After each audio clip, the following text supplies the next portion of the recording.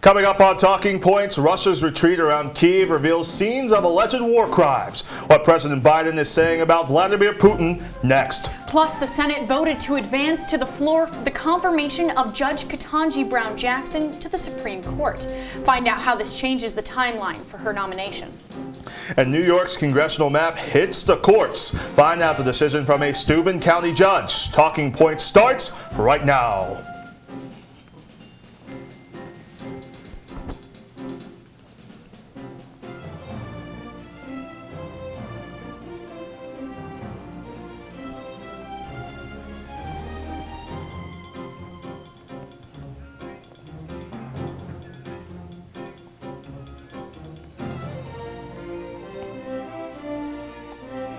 Footage coming out of the Kyiv suburb of Bucha shows the devastating aftermath of alleged Russian attacks on Ukrainian citizens. Welcome into Talking Points. I'm Chilekasi, Adele. And I'm Teagan Brown. Ukraine's President Volodymyr Zelensky is calling for punishment for all Russian soldiers involved. Talking Points international analyst Ericka is here with more details on the accusations and responses from world leaders. Ericka?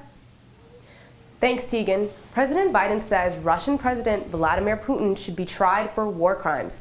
Images and videos posted by eyewitnesses in the city of Bucha show civilian bodies lying in the streets. The Ukrainian government has accused Russia of executing these citizens during their occupation.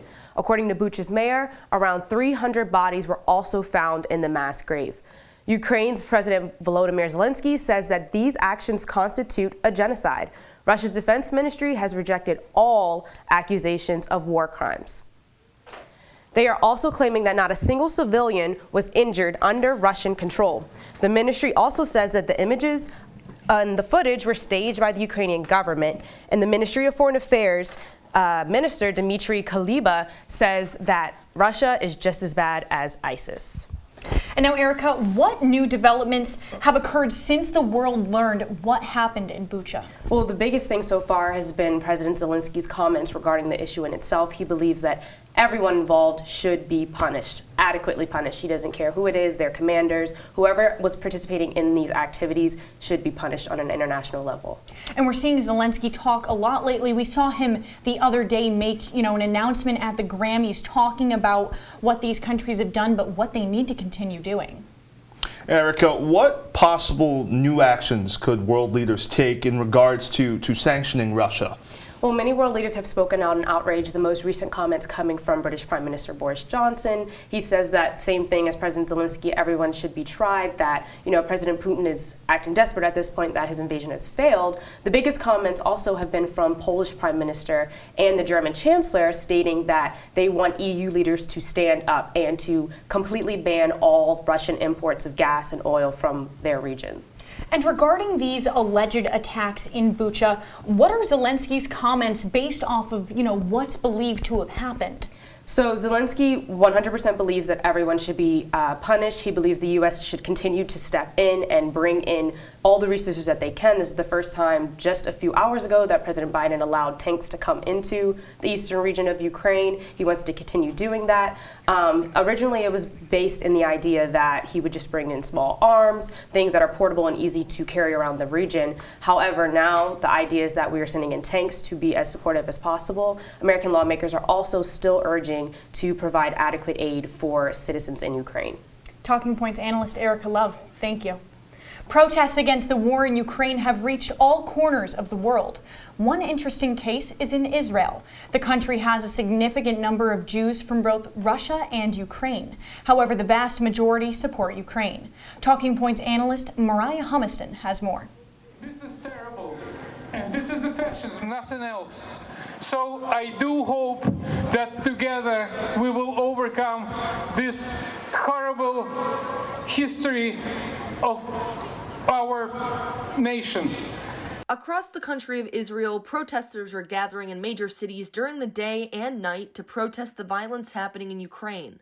Many who attend the demonstrations have friends or family in Ukraine that are leaving the country and coming to Israel. At this protest in Habina Square in Tel Aviv, Hundreds gathered to listen to Ukrainian refugees and leaders speak about their experiences. My house, tens of thousands of other Russian soldiers are bombing the homes of my friends and colleagues every single day, every single night.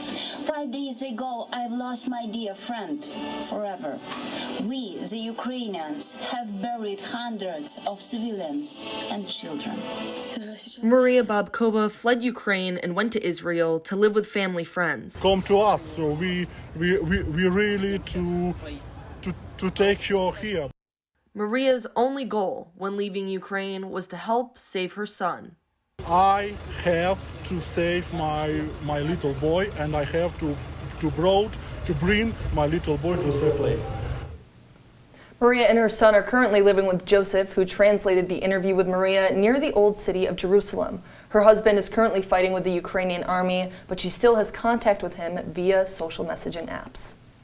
So, Moriah, how are the people of Israel reacting to the government's response? How are they reacting? So the people of Israel are upset with the government's complacency. Now, many are upset that Israel is not doing enough, and that's because Israel has remained pretty neutral between Russia and Ukraine. Israel relies on Russia for help on security with Syria, but there are many Jewish Ukrainian refugees now coming to the country, which kind of puts Israel at a standstill between which side that they're on in negotiations. And Moriah, we saw today a new development about a program that's being launched urging these Jewish Ukrainian refugees to come to Israel. Can you talk a little bit about that program? So there's a new program being launched with the government that's urging Jewish Ukrainian refugees to come to the country. Now, there's a bigger problem with this, and that is something that Maria discussed in her interview, which is citizens that are coming from Ukraine to Israel who are not Jewish. Now, the issue with that is that, for example, back in mid-March, the Times of Israel reported that there were 12,000 Ukrainian refugees who came to Israel, and 8,000 were detained or sent back because they were not Jewish. So this becomes a larger problem of which refugees that the people of Israel or the government of Israel can let into the country. And Moriah, something that I know you were there for as you were in Israel just a few weeks ago, Ukrainian President Vladimir Zelensky spoke to the Knesset in Israel. And I want to kind of just know from you what the reaction was like to that speech. So the footage you just saw was from Humiston Square in Tel Aviv, and during that rally or that protest, President Zelensky addressed the people via Zoom up on a wall, saying his thoughts about Israel's participation between the war with Russia and Ukraine. And something specifically that he compared it to was he made a lot of references to the 1920s, and he made references to the Nazi Party and compared terminology that Russia is using versus what the Nazi Party used. And specifically, he mentioned to the people of Israel that the entire world is watching, and he was asking them to explain why Ukraine is still asking for help and why they are specifically still having to ask for Israel's help. And it was met with silence, some scattered applause for a group of hundreds of people there, and it seemed to be a really tense moment for the people that were in Humiston Square. Talking Points analyst Moriah Humiston, thank you so much. Coming up after the break, the Senate votes to bring the nomination of Judge Ketanji Brown Jackson to a full vote. Find out where the votes stand next on Talking Points. Nachos, but tonight he's earned that right because a few hours ago in the middle of happy hour he recognized a sign, not from the gods or a bolt of lightning, but from a double heart, a kissy face, and a fourth ha in ha ha ha. That's when Jordan knew he was buzzed. So when it was time to go, he got a ride home instead of driving. Be a legend like Jordan. Recognize your buzzed warning signs and get a ride home. Buzz driving is drunk driving.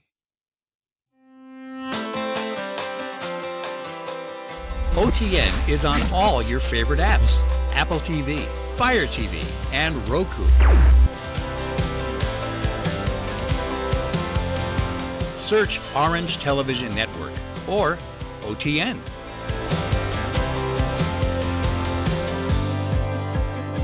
OTN has its best shows, short films, and CitrusTV on demand. Family and friends can watch OTN too. Watch the live stream of OTN to catch live Citrus TV news, live from Studio B, and mornings on the Hill.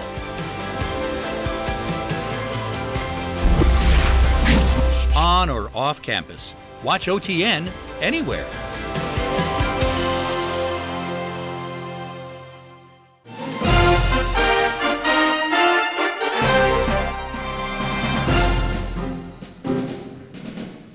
Welcome back to Talking Points. The Senate voted today to advance the nomination of Supreme Court nominee Judge Ketanji Brown Jackson. The Judiciary Committee voted 11-11 just a short while ago. As a result, Senate Majority Leader Chuck Schumer called for a procedural vote with the rest of the Senate. The Senate voted 53-47 to advance to a full vote. Jackson could be confirmed by this Thursday or Friday. Here to break down the latest details is Talking Points congressional analyst Dominic Chiappone.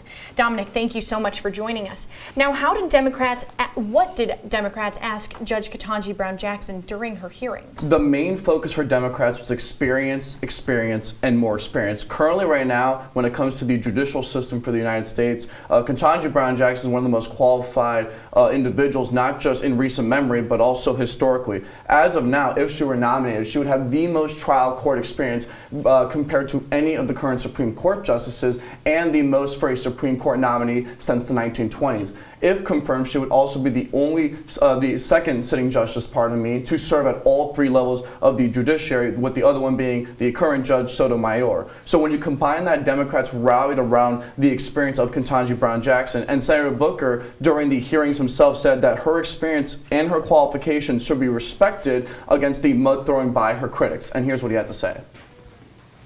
Speak to service, service, service. And I'm telling you right now, I'm not letting anybody in the Senate steal my joy. So, Dominic, you see Democratic Senator from New Jersey, Cory Booker, there praising Ketanji Brown Jackson. On the other side, you have Republicans who also were critical. What specifically did they highlight? So Republicans focused on two main aspects of Ketanji Brown Jackson's resume. The first is her past rulings on sex offense sentencing. There was a lot of critics saying that she was too light on people who had sex offenses. Now, a White House spokesperson came out and said that a majority of the rulings she had actually are in agreement with the standards provided by the U.S. government, but a lot of these were promoted by Republican senators, such as Senator Lee from Utah and Senator Hawley. The other big thing, though, is that when it comes to any Supreme Court nomination, it's always about the issues: affirmative action, education, and in this case, abortion. There was a critical moment where Senator Feinstein asked Ketanji Brown Jackson about how she would vote when it comes to any sort of case when it comes to abortion, and this is what Ketanji Brown Jackson had to say about that. Roe and Casey are the settled law of the Supreme Court concerning the right to terminate a woman's pregnancy. They have established a framework that the court has reaffirmed.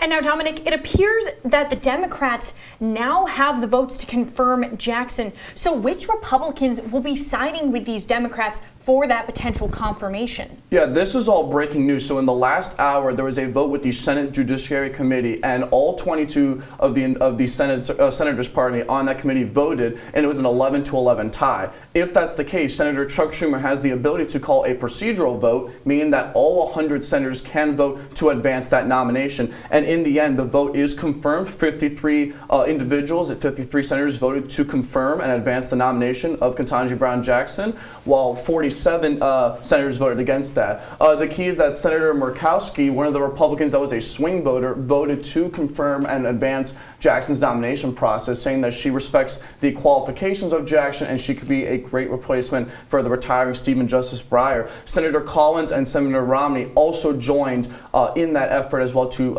advance the nomination for Ketanji Brown Jackson, and Senator Manchin recently had a vote to confirm that. And you can see here Senator Romney's quote saying that she has the standards of excellence and integrity to fulfill that seat that Justice Stephen Breyer is leaving. So in the end, we could see a confirmation by Thursday or Friday. That's definitely going to play out over the next couple of days. So we're going to be keeping an eye on that, of course. Talking Points analyst Dominic Chiappone, thanks so much. Recent data from U.S. health agencies show that the Omicron subvariant BA.2 is now the prominent COVID-19 strain in the United States as COVID cases continue to rise. The rise in cases continues in the UK and China. Here to tell us about the current case counts and China's standings is Talking Points healthcare analyst Julianna Distante. Julianna? Thanks, Teagan and Chile. Now we're seeing the rise of the COVID-19 Omicron subvariant BA.2, and we're seeing that it is 30 to 50% more transmissible than Omicron itself and the BA.1 strain that is a factor of Omicron as well. And we're going to see that there are certain risk factors that open us up to being more susceptible to the BA.2 strain. However, it is same across the board with other strains of COVID-19. As far as we know, that there is a concern of waning immunity when it comes to vaccines and booster shots, as well as immunity from antibodies as well. And there's lifted mandates and restrictions, and there is COVID fatigue as well, as mandates are being lifted and restrictions are loosening up. Now we're seeing also that there is a very dominant BA.2 subvariant within the United States. It is the it makes up for all COVID-19, the majority, of COVID-19 cases in the United States, and it is taking the United Kingdom and China by storm as well, and accounting for a large portion of their COVID numbers and cases. And in England specifically, the BA.2 variant makes up 93.7% of all the COVID cases in England just alone. And now we know Boris Johnson recently lifted lots of restrictions on England, quite recently actually, so this is something to definitely keep in mind. Now, Shanghai China is also experiencing large amounts of case influx, which is leading to their largest lockdown since the beginning of the pandemic. There have been 438 confirmed cases on just last Sunday, with now a total 7,788 total asymptomatic cases in total as well. And that we see Shanghai in China with a population of 26 million people, that this is something to keep take into account when it comes to looking at numbers and case standings and the large population of Shanghai. Now, Juliana, you're talking about these large numbers in Shanghai. You're talking about this lockdown. But with Shanghai on lockdown, how has the healthcare system been impacted across the nation of China? Well, Teagan, it's taking quite a toll. The COVID-19 case increase in China, and specifically Shanghai, the highly populous city, is something that we really want to take a look at. This is the largest lockdown in China, like I said previously, since the beginning of the pandemic, when things were very, very strict. Guidelines were very important to follow, and we're seeing the Chinese healthcare is being very, very overwhelmed. COVID cases are picking up, and we're seeing that these important surgeries, elective surgeries or emergency rooms, are being highly overwhelmed by COVID-19 cases, and a lot of surgeries, like we've seen in the United States and other places like the United Kingdom as well, that these elective surgeries are going to have to be put on hold, and emergency room cases are going to be very stark. And Juliana, as cases start to spread through the United States, how is the country responding to the new surge in cases? The United States is hesitant to impose any more masking. Of course, this is going to go region by region, state by state. In New York City, and especially Onondaga County, there have been some more recommending for masks, and we'll see how this goes. Talking Points analyst Julianna Distante, thank you. Coming up after the break, New York's congressional districts are up in the air after a decision in Steuben County. Stay with us. I already knew that I was going to go to college, from a young age. I definitely want to major in political science, become the mayor or something, make the situation better for other people. My name is Justin, and I am your dividend.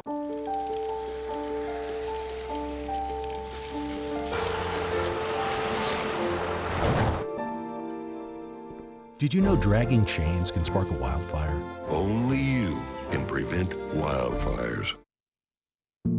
Jason, let's go see your room.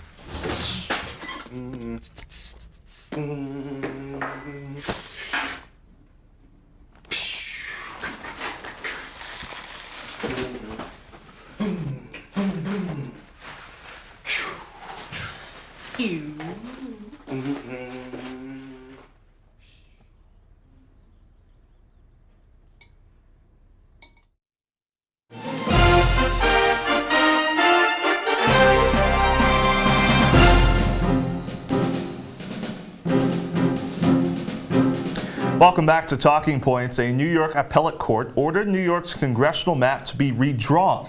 Acting State Supreme Court Justice Patrick McAllister called the new districts an example of modern-day gerrymandering. Democrats appealed that decision, and the appeals court judge granted a temporary stay. Talking Points New York analyst Olivia Maniscalco and City of Syracuse analyst Tyler O'Neill now join us at the desk to explain what is going on here. So, Olivia, let's start with you. How does redrawing the maps now disrupt the election process for the upcoming primary elections this summer? Yeah, well, candidates have already started campaigning in their districts. So the longer this goes on, the longer that negatively impacts them, because, you know, a stronger candidate could be added to their district, or they could have to start campaigning in an entirely new district. And with Judge Stephen Lindley deciding that the ruling that the redistricting maps are going to stay, that's probably just going to add more heat to the fire for the Republicans to further fight it. So the date for primaries could continue to get pushed back. The latest it could get pushed back is August. So yeah, this is definitely going to impact the election. Right, and now we have until Thursday for hearings within this trial that now the appeals court has put this stay in. So now we have until Thursday to find out how far the Democrats can really take this redistricting. And Tyler, let's jump back to you for a second. How is this going to affect the Syracuse district, and furthermore, which New York districts would this likely affect?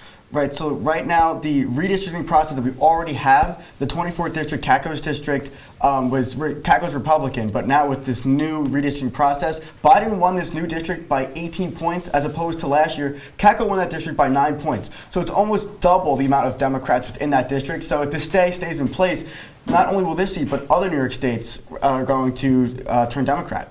Yeah, for example, you have Staten Island. It's a very conservative district, one of the Manhattan's 5 boroughs, that in the new maps it would combine with a more liberal district, so then that would be a loss for the Republicans. And then there's also some upstate districts that they're pushing more that the Democrats in the new maps would be pushing more Republicans into those districts, so that Democrats would be more spread out in other districts. So many areas across New York would be impacted by these maps. Talking Points analysts Olivia Maniscalco and Tyler O'Neill, thank you. And now to President Biden's declining numbers in the polls. A new NBC poll released a few days ago shows concerning numbers for Democrats and Biden's approval ratings. Talking Points campaign trail analyst Jake Morel is in studio with more on how Democrats are approaching November's midterms. Jake? Thanks, Teagan. The midterms are indeed coming up in November 2022, so pretty close. But before we look at these approval ratings, let's put a little bit of context to it. Here's April 2021. This is exactly a year ago. Biden's approval rating was at 53%. Now, what Democrats are concerned about now is this number right here, 40% approval rating currently for President Biden, which is the lowest of his entire presidency. Now, let's break down these numbers a little bit and look at exact issues. COVID-19, President Biden has a 51% approval rating on, but the economy, he currently has a 33% approval rating, which is extremely low. It's his lowest approval rating on any subject. Now, here's one interesting stat that was released by NBC News. In January 2022, just a couple months ago, his foreign policy approval rating was at 37%. Now, since the Russia-Ukraine war has began, he has actually increased his approval rating with foreign policy up 5% to 42%. So we're seeing Americans be approving of Biden's policies with this Russia-Ukraine conflict, which is an interesting thing to take out of these low approval rating numbers. And Jake Morel now joins us at the desk with many of these numbers on Biden's approval rating dropping. How are Democrats reacting to these numbers ahead of the midterms? Now, Democrats are reacting negatively. As I mentioned, the midterms are coming up sooner than we think in November 2022. And the president has such a strong influence on how midterms turn out. So Democrats are also extremely worried about how they're going to take it, how they're going to be responsible about it. Democratic Representative Haley Stevens was concerned about this, saying that Democrats have got to talk about, one, that this is real and own up to this being real, and then own up to having a plan to deal with price pressures and inflation. So Democrats not only worried about these low approval rating numbers, but worried about taking responsibility for them. Talking Points analyst Jake Morel, thanks so much. Coming up after the break, the House has passed 2 drug-related bills that could drastically change policy. Stay with us. They told me a bottle couldn't dream. That I would never become a superhero.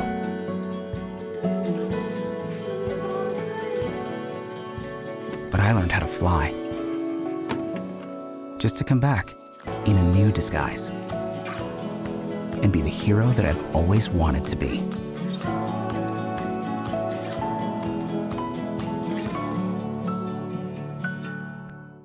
Hey, look, it's those guys.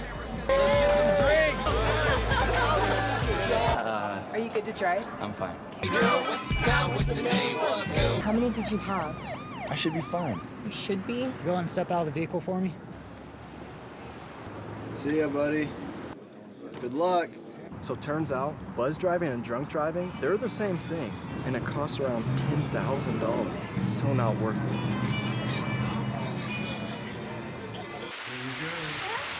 Here we go.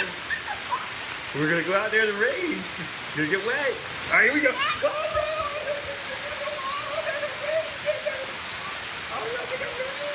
Okay, quick.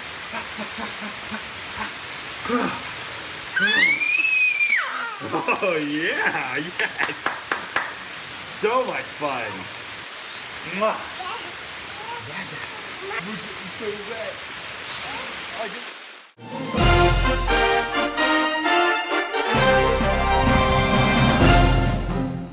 Welcome back to Talking Points. The House has passed 2 drug-related bills over the last week.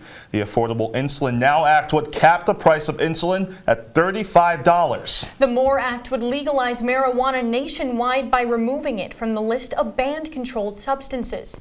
Here to tell us about these bills and what could happen in the Senate and making her Talking Points debut is Anna Salewycz. Anna, thank you so much for joining us. Now, we saw all but 12 House Republicans vote against the insulin bill, with every single Democrat voting for it, and then all but 3 voting against the marijuana bill. Given this, how likely is it that Democrats could break a potential filibuster in the Senate?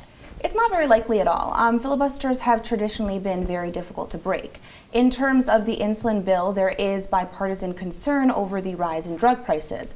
But Republicans have been traditionally opposed to price caps, and many argued that these price caps aren't going to solve the underlying issue with the rise of prescription drug prices. As for the marijuana bill, in addition to decriminalizing cannabis and expunging some criminal records, the MORE Act also creates federal grant programs. Now, this is in direct response to Nixon's failed war on drugs that disproportionately targeted Black and Latino Americans. Many Republicans are against these financial incentives, but Democrats just are not willing to compromise. So in general, it does not seem very likely that we see this filibuster breaking.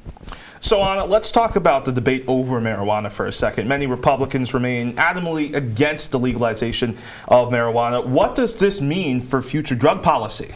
Yeah, so the rift between Democrats and Republicans over how to address cannabis policy is only going to continue to grow. So this means that there's a very small window for cannabis policy change, as we don't know if Democrats are going to control both houses of Congress come January. So, you know, although there are many Republicans that are against the legalization of marijuana, there are some that do support it without the federal grant program. So it's honestly up to Democrats to decide whether or not they're willing to compromise on the social equity programs. Anna Salewycz, thank you so much. And that's all the time we have for you on this episode of Talking Points. Be sure to follow us on Twitter and Instagram at CitrusTV News and like us on Facebook. I'm Teagan Brown. And I'm Chilekasi Adele. We're back next week. Good night.